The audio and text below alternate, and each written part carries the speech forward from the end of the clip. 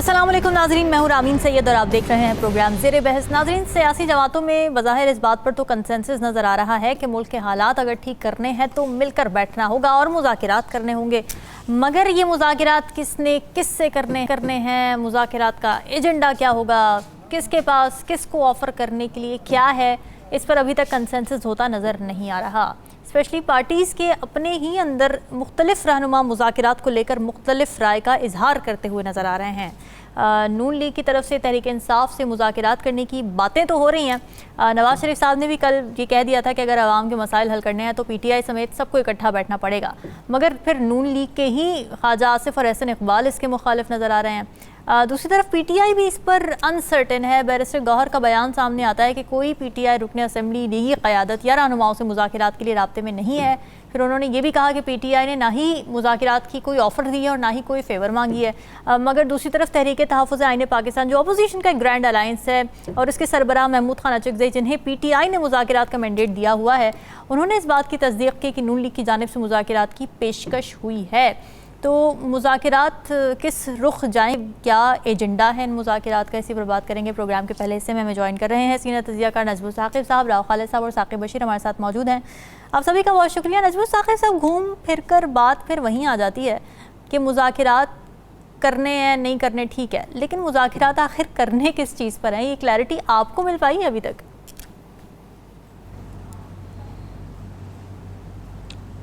मेरी जो बिसात है सोच की या मेरा जो तज्ज़िया है वो मुज़ाकरात के एजेंडे तक पहुंच ही नहीं सकता। उसकी वजह ये है कि पहले तो ये तय करना है कि ये मुज़ाकरात किसने करने हैं, किसके साथ करने हैं, किस एजेंडा पे करने हैं। अभी तक तो सिर्फ हम पिछले कुछ महीनों से मुज़ाकरात खेल रहे हैं। कुछ उसमें समझ नहीं आ रही कि क्या यानी चाहते क्या हैं हम लोग, और ये सियासी माहौल को हमने मुज़ाकरात के गिर्द क्यों घुमा दिया है। देखिए, क्विकली एक जल्दी से स्टोरी छोटी सी शुरू करते हैं और उसके बाद देखते हैं कि ये जो इस वक्त के हमारे सियासी बहुत बड़े बड़े रहनुमा हैं अपनी अपनी जगह पे, वो क्या कह रहे हैं और उनके फिक्रों के अंदर छुपे हुए पैगामात क्या पैगाम दे रहे हैं। इससे पहले कि मैं शुरू करूं बात, ये बता दूं आपको कि जितने भी बयानात आ रहे हैं जिसमें मोहतरम मियां मोहम्मद नवाज शरीफ साहब से लेके शहबाज शरीफ साहब, उसके बाद आपके आगे यानी ये जो आपके जो मौलाना साहब हैं, जो अचकज़ई साहब हैं, इन सब के जो पैगामात हैं वो एक ही तरफ लेके जा रहे हैं और ख़ान की खामोशी भी एक तरफ लेके जा रही है। और उसमें जो रऊफ़ हसन साहब ने कहा है ना, वो भी उसी तरफ इशारा है। सुनिए, जल्दी से देख लेते हैं कि जावेद लतीफ़ साहब के बकौल ये हुकूमत हम पे थोपी गई, ठीक है, ये ठोंसी गई। तो इसका मतलब है मुझे और किसी और को कहने की ज़रूरत ही नहीं है कि ये हुकूमत कैसे बनी, वो तो साफ नज़र आ गया। अब इस हुकूमत को चलाना है, एक होमवर्क मिला है।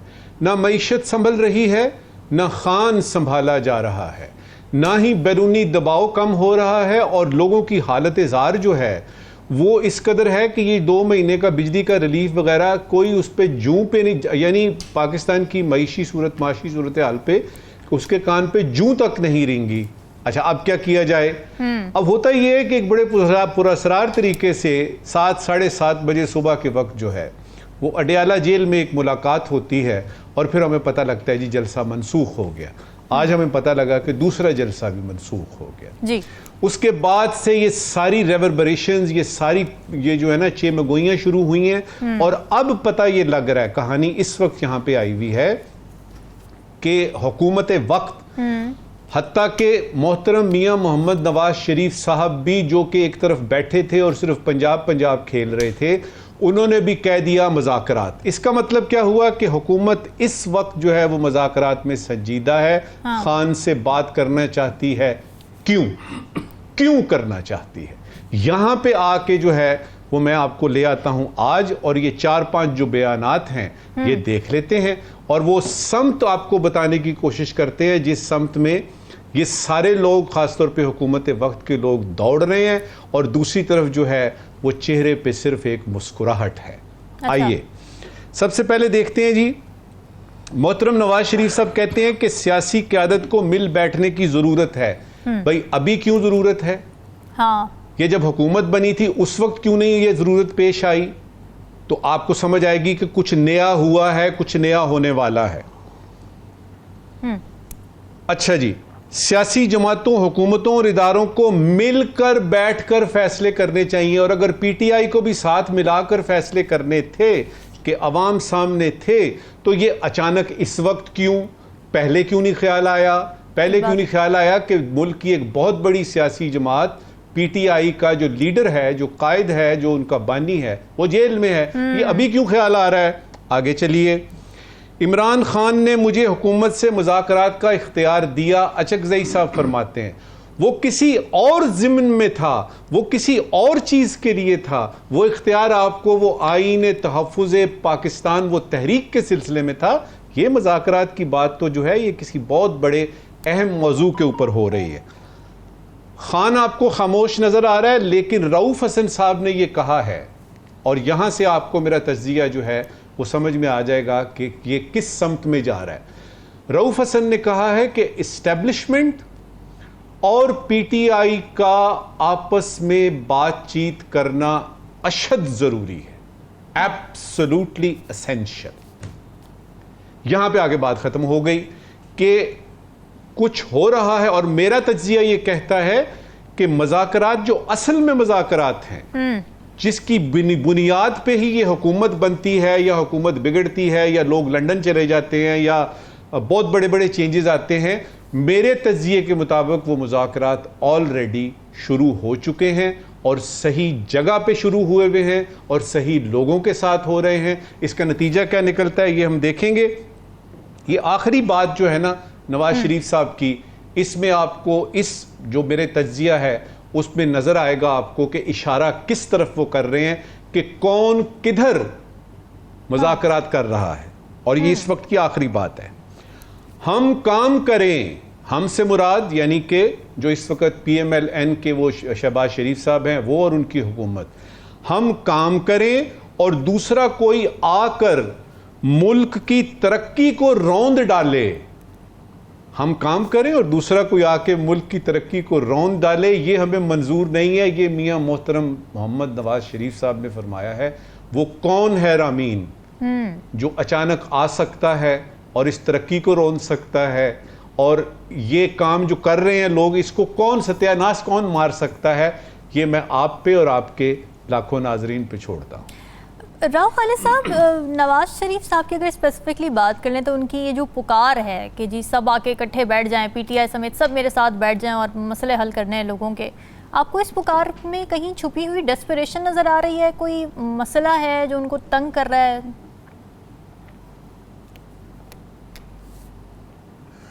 मेरा ख्याल है उनको इदराक तो बहुत पहले था, बल्कि 8 फरवरी के इलेक्शन की शाम को जब उन्होंने अपने फतह का ऐलान करना था और वो नहीं किया और चले गए मायूस होके। फिर 9 को मेरा ख्याल है उनको कन्विंस किया गया कि आप फतह का ऐलान कर ही दें, अच्छा। भले जो भी रिज़ल्ट आ रहे हैं। तो उसके बाद फिर जिस तरह हुकूमत बनी, उनको ये पता है कि नून की सियासत जो है वो तकरीबन दफन हो चुकी है, और उनकी ज़ाती तौर पे जो कह ले कि जो वज़ीर-ए-आज़म बनने की ख्वाहिश बहरहाल मौजूद रही, वो तो अब बिल्कुल वो भी उनको पता है वो ख़त्म हो चुकी है। अच्छा। तो अभी जो चीज़ें हो रही हैं वो बुनियादी तौर पे एक लास्ट डिच एफर्ट है अपनी सियासत को बचाने की, वो भी किसी और के लिए नहीं, वो मरीम नवाज साहिबा के लिए, कि ताकि वो चीफ मिनिस्टर रहें, फिर आगे फैमिली लेगेसी को लेके चलें और आगे किसी वक्त प्राइम मिनिस्टर भी बन जाए और मुस्लिम लीग नून की सरबराह भी बन जाए वो। तो अभी तक तो उनकी इससे ज़्यादा मुझे तो कोई चीज़ उसमें नज़र नहीं आती। अच्छा। जहाँ तक हुकूमत की बात है, PMLN की मुज़ाकरात की बात है, तो उसमें बहुत हमें बुनियादी क्वेश्चन जो आता है कि इन मुज़ाकरात की कामयाबी की कुंजी किसके पास है? सही बात है। एजेंडा तो जो भी हो उसका, लेकिन ये अगर होते हैं तो उसकी कुंजी किसके पास है? तो अगर हम ये कहें कि जी इमरान खान के मुज़ाकरात ना करने की वजह से सियासी सूरत-ए-हाल ख़राब है, पॉलिटिकल डिस्टेबलाइजेशन हो रही है, तो वो तो एक फैक्टर तो नहीं है डिस्टेबलाइजेशन का। फैक्टर तो शुरू होता है जब से PTI ज़ेर-ए-ताब है और जो सूरत-ए-हाल हुई है मुल्क में, और इलेक्शन जिस तरह से मौखर किए गए, उसके बाद PDM ने जिस तरह से इकॉनमी का बेड़ा गर्क किया, अवाम में अपनी साख ख़राब की, उससे वो एक जो है कि डिस्टेबलाइजेशन शुरू होती है।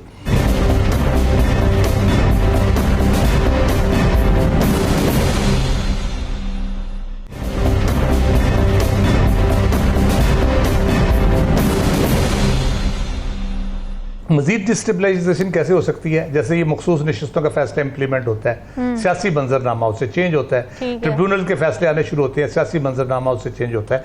तो ये हम बड़े वसूख से कह सकते हैं कि इमरान खान सिर्फ वाहिद फैक्टर नहीं है अगर वो मुज़ाकरा नहीं करता डिस्टेबलाइजेशन का, और भी बहुत से फैक्टर्स हैं।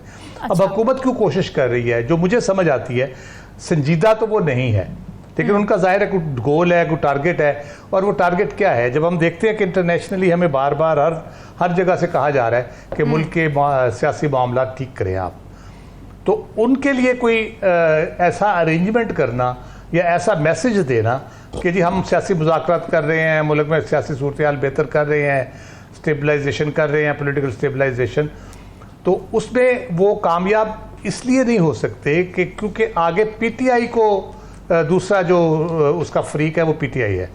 पीटीआई की तरफ से बड़ा कह ले कि एक्सप्रेस वे में कहना चाहिए कि हाँ जी हम भी मुज़ाकरात कर रहे हैं और हम सूरत हाल को बेहतर करने की कोशिश कर रहे हैं, मुल्क की माशी सूरत हाल के लिए जो एजेंडा एक IMF कह रहा है या बाकी जो हो रहे हैं हम उसको भी सपोर्ट कर रहे हैं।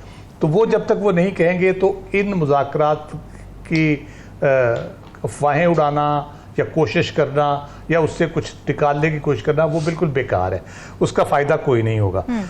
बात यह है कि जो आखिर घूम फिर के जो बात आती है, मेरा ख्याल है मियां नवाज शरीफ भी शायद उस तरफ जाना चाह रहे हैं, क्योंकि उन्होंने जो अपनी जो पॉलिटिकल अलायंस है उसको स्ट्रेंथन करने के लिए काविश शुरू की है। जो वो जब इकट्ठा होने की बात करते हैं तो वो उन एलिमेंट्स की बात करते हैं, बेसिकली सारी जमातों का तो नाम लेते हैं, लेकिन उन एलिमेंट्स की बात करते हैं जिनके साथ वो ट्रेडिशनली रहे हैं, जिसमें बलूचिस्तान की पार्टीज़ हैं, चकजई साहब हैं, मौलाना फजलुर रहमान है, सारा पीपल्स पार्टी और पीटीआई के अलावा जितनी बाकी जमातें हैं उनके साथ उनका अलायंस रहा है। IGI में भी था और उसके बाद भी रहा है, और अभी भी PDM में भी था।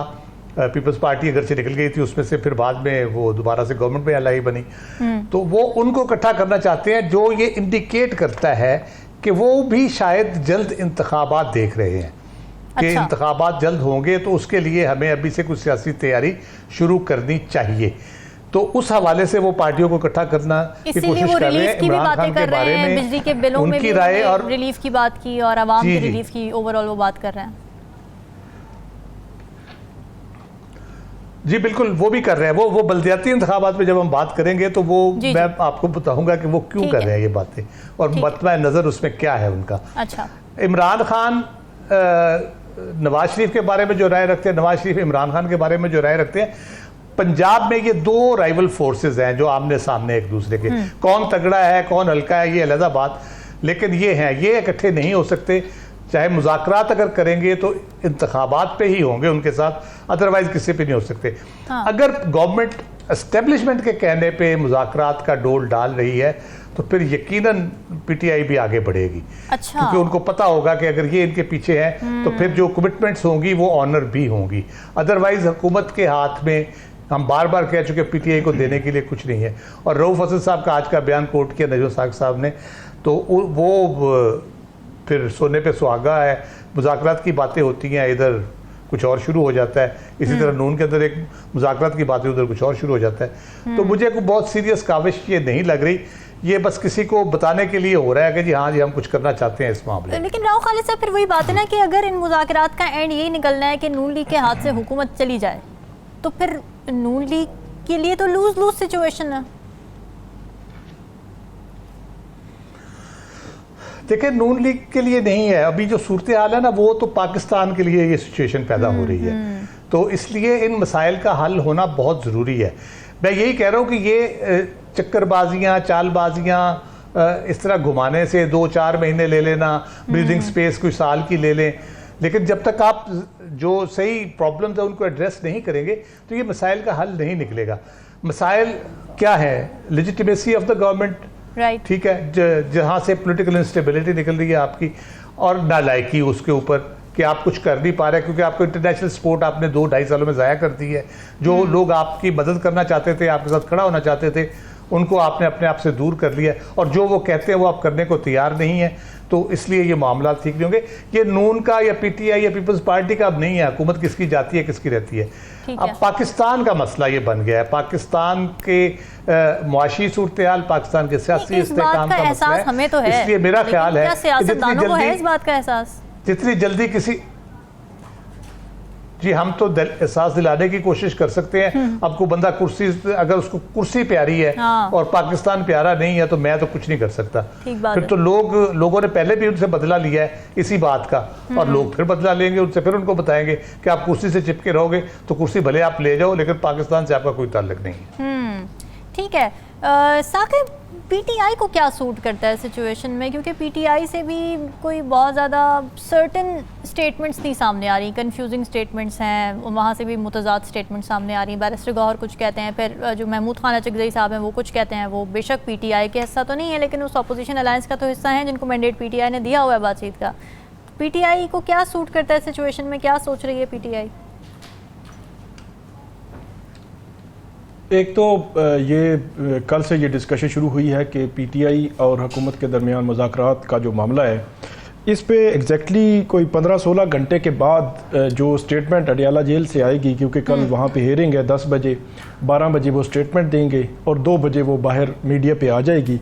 उस पे एग्जैक्टली क्या स्टांस है पीटीआई का वो पता चलेगा, क्योंकि पीटीआई के बैरिस्टर गौहर ने कहा कि हमने मैंडेट दिया हुआ है महमूद खान अचकज़ई साहब को, और असद कैसर साहब भी इसी तरह की बात कर रहे हैं कि हमने तो कभी इनकार नहीं किया मुज़ाकरात का। लेकिन पॉलिसी स्टेटमेंट के पॉलिसी क्या है वो वही है जो जब वो अडियाला जेल से वो बोलेंगे और उसी को जो पीटीआई फॉलो करती है। अगरचे इनके यहाँ मीटिंग्स होती हैं, सारा कुछ होता है, लेकिन ये है कि पॉलिसी स्टेटमेंट एग्जैक्टली 16 घंटे के बाद जो है वो आएगी और पता चलेगा कि ये किस तरफ चीज़ें बढ़नी है। अब जो सवाल है कि वो क्या दे सकते हैं, क्या ले सकते हैं, क्या इसका जो है वो हल क्या हो सकता है। हल तो वो फिर वही बात है कि री इलेक्शन ही है, क्योंकि वो बात करते हैं मैंडेट की कि मैंडेट हमें वापस करें, हमें जो मखसूस नशिस्तें हैं वो हमें जो है वो वापस की जाए। सिस्टम पूरा उनके खिलाफ इस्तेमाल हो रहा है, उनके खिलाफ केसेस हैं, उनके जो पार्टी लीडरशिप भी है, कारकुनान भी हैं, कुछ लापता हैं, कुछ जेलों में हैं, कुछ के खिलाफ केसेस हैं। तो ये 3-4 चीज़ें ये कैसे रिजॉल्व होंगी। मैंडेट के सवाल पे आपने खुद कह दिया कि मैंडेट के सवाल पे आए तो मैंडेट उनको देना है, तो ये फिर हुकूमत घर जाएगी, तो फिर मुज़ाकरात किस चीज़ के हुए। फिर अगर जो केसेस वाली बात है, केसेस वाली बात है तो मेरा ख्याल है हुकूमत का शायद मैंडेट ही ना होगी। वो कहेंगे 9 मई के केसेस, 9 मई के केसेस में पीटीआई की लीडरशिप, उसमें उनके खिलाफ ट्रायल चल रहे हैं, उनके खिलाफ उनकी कोई जमानतें हैं, कोई लाहौर में, कोई रावलपिंडी में, तो उन केसेस को क्या हुकूमत जो है वो डायरेक्टली कर सकती है? मेरा नहीं ख्याल कि वो कर सकती है। तो ये 3-4 मुतालबात ऐसे हैं कि इनका कोई हल बज़ाहिर नज़र नहीं आता। कुछ दरमियाना हल जो है वो ये हो सकता है। अब एक तरफ आप देखें कि जब मैंडेट की बात होगी तो वहाँ पे तो फिर जो वज़ीर आज़म हैं, वज़ीर आला हैं, नवाज शरीफ साहब हैं, हमजा शहबाज हैं, उनकी जो नशिस्तें हैं उनके खिलाफ भी इलेक्शन पिटीशन जो है पेंडिंग है, बड़े स्ट्रॉन्ग केसेस हैं।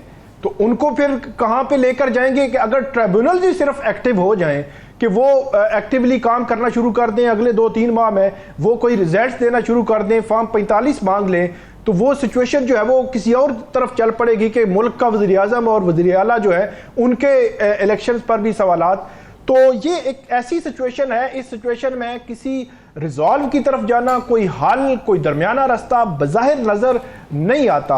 अब हल हो क्या सकता है, या इमरान खान साहब जो उनकी पॉलिसी है वो क्या मुमकिन तौर पर हो सकती है। वैसे उनको मौलाना फजल रहमान से जो है वो कुछ ये वो ले सकते हैं पॉलिसी कैसे जो है चलानी है, कि मौलाना पीटीआई से भी मिल रहे हैं, मौलाना सदर आसिफ अली जरदारी साहब का इस्तकबाल भी कर रहे हैं और वो कह रहे हैं हमारे पुराने ताल्लुकात हैं। मौलाना वज़ीर आज़म से भी मिल रहे हैं, वज़ीर आज़म से भी मिल रहे हैं। उनकी पार्टी लीडरशिप कह रही है कि एक्चुअली मौलाना है, मतलब जो सिस्टम को ऊपर नीचे कर सकते हैं, मौलाना की जो कद काट है वो बड़ा है, वो उनकी लीडरशिप कह रही है। हालांकि 8 फरवरी के बाद आज तक मौलाना का मुकदमा पूरी हुकूमत और सिस्टम के खिलाफ है कि इलेक्शन से उनको आउट किया गया, इलेक्शन चोरी हुआ, कैसे उनको जो है वो सिस्टम से बाहर रखा गया।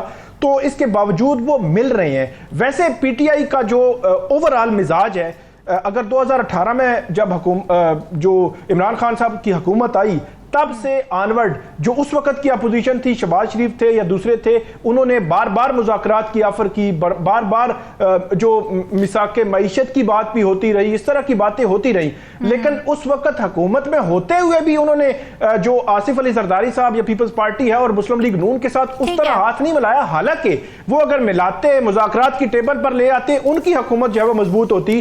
तब से लेकर अब तक ओवरऑल पॉलिसी देखी जाए तो पीटीआई या इमरान खान साहब ये समझते हैं कि उनका एजेंडा, उनका वोट, उनका जो वर्कर है वो इस बुनियाद पर उनके साथ है कि दो पार्टीज को वो चैलेंज कर रहे हैं। हाँ। तो अब ये देखना है कि कल जो है वो क्या स्टेटमेंट उनकी जानिब से आती है कि वो ये मुज़ाकरात के हक में है भी या नहीं है। नाज़रीन, डिस्कशन का सिलसिला जारी है, वक्त एक ब्रेक का, स्टे विद अस।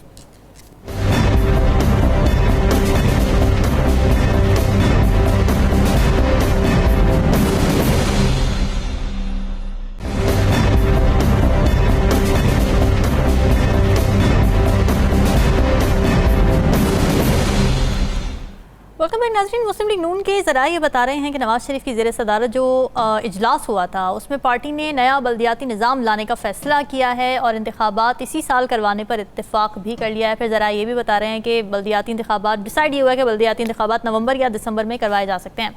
दूसरी तरफ इस्लामाबाद की बल्दियाती इंतखाबात की बात थी तो तरमीमी बिल कौमी असम्बली में कसरत राय से मंजूर कर लिया गया, जिसके बाद इस्लामाबाद के बल्दियाती इंतखाबात एक्ट में अब यूनियन काउंसिल की सतह पर मुंतखब नुमाइंदों की तादाद बढ़ गई है। मगर सवाल ये कि बल्दियाती इंतखाबात सिर्फ पंजाब की हद तक क्यों महदूद हैं, इसी पर बात कर लेते हैं। राव खालिद साहब, आप पिछले सेगमेंट में कह रहे थे कि आप इस बारे में ज़रा बात करना चाह रहे हैं कि बल्दियाती इंतखाबात के हवाले से नून लीग कुछ स्ट्रैटेजी बना रही है, बताएं ज़रा इस बारे में।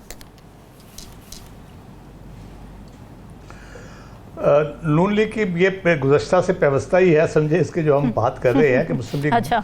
नून जो है उसकी सियासी सूरत हाल, सियासी साख और सियासी मामलात जो हैं वो इस नहज पे हैं कि वो बिल्कुल डिक्लाइन की तरफ जा रहे हैं। और हर आए दिन के साथ महंगाई की वजह से सियासी मिसहैंडलिंग कह लें, मुआशी मिसहैंडलिंग कह लें, या कोई वो हाथ पढ़ नहीं रहा सही इनका।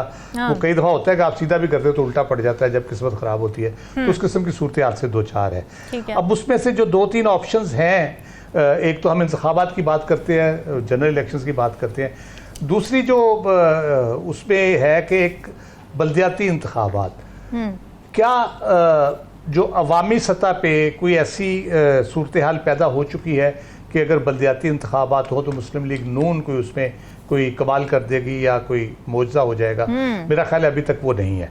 आप जो पैकेज की बात कर रही थी वो मैं उसकी बात कर रहा था कि पैकेज जो अनाउंस कर रहे हैं और जो चीज़ें कर रहे हैं, सोलर पैनल दे रहे हैं बिजली के बिलों में, फिर घर बनाने की अभी बात की है। डॉक्टर अमजद साकिब साहब मिले हैं, अखुवत के जो सरबराह हैं, छोटे घर 4 मरले के अपार्टमेंट्स की कोई सरकारी ज़मीनों पर मुख्तलिफ शहरों में बनाने की बात की जा रही है। तो आवाम को रिलीफ देने के हवाले से, आवाम को सहूलतें देने के हवाले से, आवाम को रिहाइश छत देने के हवाले से ये जो इक़दाम किए जा रहे हैं बुनियादी तौर पर ये वही सियासी साख अपनी बहाल करने की एक कोशिश की जा रही है। अच्छा। तो इन पैकेजेस को जल्द से जल्द इम्प्लीमेंट करके तो पहले टेस्ट के तौर पे जो पहला टेस्ट वो अपना करना चाहते हैं वो बल्दियाती इंतखाबात में करना चाहते हैं कि हम इस सारी चीज़ें करने के बाद क्या हम इस काबिल हो गए हैं कि हमको अपनी पॉलिटिकल स्पेस बढ़ा सके हैं या पंजाब में जो वैसे ओवरऑल राव खालिद साहब पंजाब में क्या लोगों की राय है इस वक्त नून लीग की हुकूमत को लेके या मरीम नवाज की हुकूमत को लेके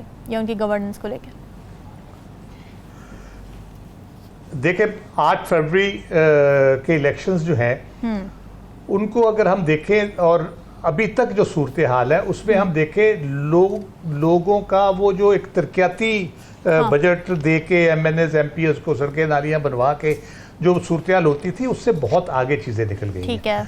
अब है ये डिजिटल वर्ल्ड है। राइट। अब इसमें इंटरनेट की स्पीड इशू है, इसमें आपकी सड़क नाली इशू उस तरह से नहीं रहा। हाँ। इसमें आपकी बिजली का इशू है, आपके महंगाई का इशू है, आपके वसाइल का इशू है, आपके रोजगार का इशू है।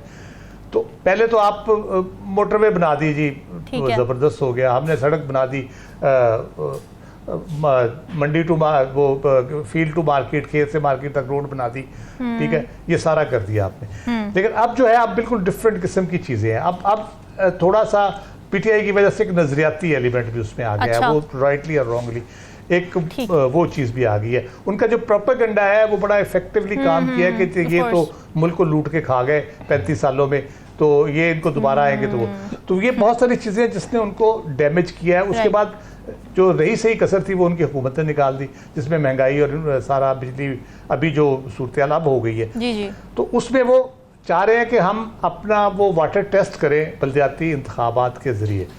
उसके बाद वो, जैसे मैंने पहले हिस्से में कहा, कि वो फिर जनरल इलेक्शंस की तरफ भी जाएंगे अगर उनको लगता है कि वहाँ पे उनको कुछ अच्छी सूरत हाल मिल रही है।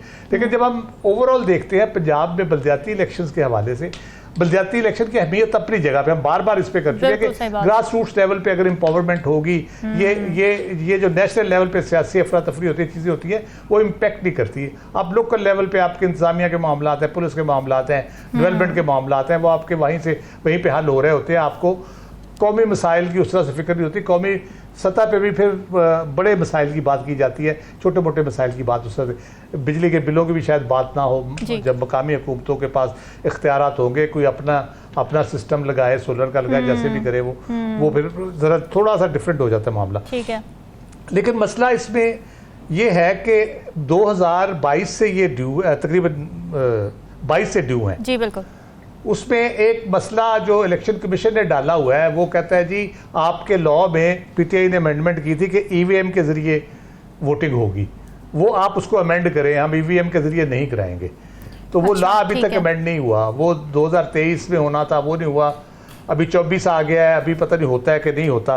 फिर ये है कि जब इलेक्शन के करीब वो जाएंगे, अगर तो वो फेवरेबल सूरत हाल रहती है, सियासी सूरत हाल बहुत ख़राब नहीं होती, मामला ठीक रहते हैं, थोड़ा सा इकॉनमी में भी कंट्रोल हो जाता है, तो फिर तो शायद ये इंतखाबात हो जाएं, क्योंकि इनको फिर मुस्बत नताइज की तवक्को होगी।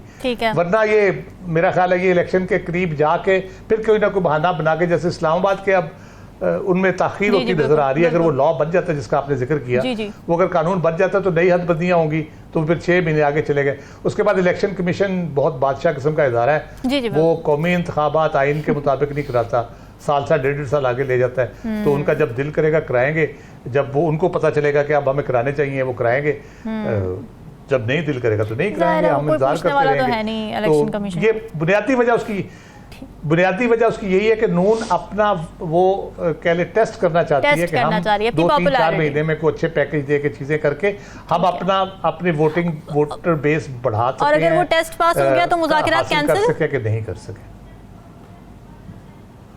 नहीं फिर तो होंगे, फिर उसके बाद मुज़ाकरात के चांसेस बढ़ जाएंगे, फिर वो कौमी इंतखाबात की तरफ जा सकते हैं। जब उसको पता चलेगा कि अब इमरान खान उस तरह की मेजॉरिटी नहीं लेगा जैसे 8 फरवरी को ली थी, तो फिर वो जाएंगे तो अपना मैंडेट दोबारा प्रूफ करने के लिए उसको जाना चाहेंगे। ठीक है, नज़मुल साकिब साहब, आपको क्या लगता है बल्दियाती इंतखाबात के हवाले से सूबाई हुकूमतें आपको संजीदा नज़र आ रही हैं मकामी नुमाइंदों को इख्तियारात देने के हवाले से, और फिर ये पूरे मुल्क में क्यों नज़र नहीं आ रहा, सिर्फ पंजाब की हद तक क्यों महदूद है? इसका जवाब बड़ा आसान है, और इसके जवाब में जो है वो एक सवाल है कि बल्दियाती इंतखाबात किसको सूट करते हैं। अगर आपको इसका जवाब मिल जाए तो आपको समझ आ जाएगी कि ये सारी खखेड़ क्या है, ये क्यों इसमें डिले हो रहा है, क्यों यानी आई वोटिंग की बात आ रही है, क्यों ये ईवीएम की बात आ रही है, क्यों लॉज चेंज हो रहे हैं प्रोविंशियल लेवल पे और यानी फेडरल लेवल पे, और क्यों ईसीपी जो आपका है जी, उसके लिए थोड़ी सी जरा बैकग्राउंड बनाऊंगा क्विकली आधे मिनट में।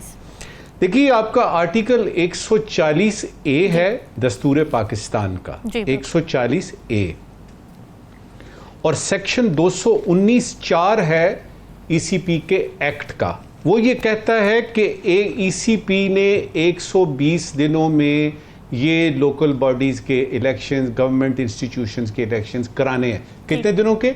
120 दिनों में। खान साहब के दौर में हमने देखा कि अप्रैल 2019 को पंजाब की हुकूमत ने लोकल गवर्नमेंट तहलील कर दी, मामला सुप्रीम कोर्ट में गया, और फिर 31 दिसंबर 2021 तक वो टर्म पूरी हुई, और बात उधर से लेके आज तक एक लल पीरियड है। ईसीपी ने हाल ही में पंजाब गवर्नमेंट को एक खत लिखा, और इसके जब इस खत के बारे में जब बात करेंगे तो पता लगेगा कि क्यों कल के इतने बड़े बड़े एजेंडा आइटम के साथ इसको भी डिस्कस किया गया।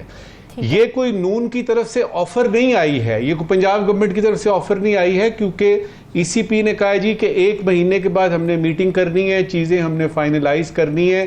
तो आपने ये जो सारे कवानीन ये जो आपने जो वोटिंग का सिस्टम है, आई वोटिंग है या आपकी जो दूसरी होती है, इसको आपने ठीक करना है, ईवीएम वगैरह को। अब आपको समझ आएगी कि नून ने ये क्यों किया है, क्योंकि उसमें अब 1 महीने की बारी आई है। वरना ये कहना नून की तरफ से कि नवंबर दिसंबर में पंजाब में लोकल बॉडीज के इलेक्शंस हो सकते हैं, एक अचंभे की बात है।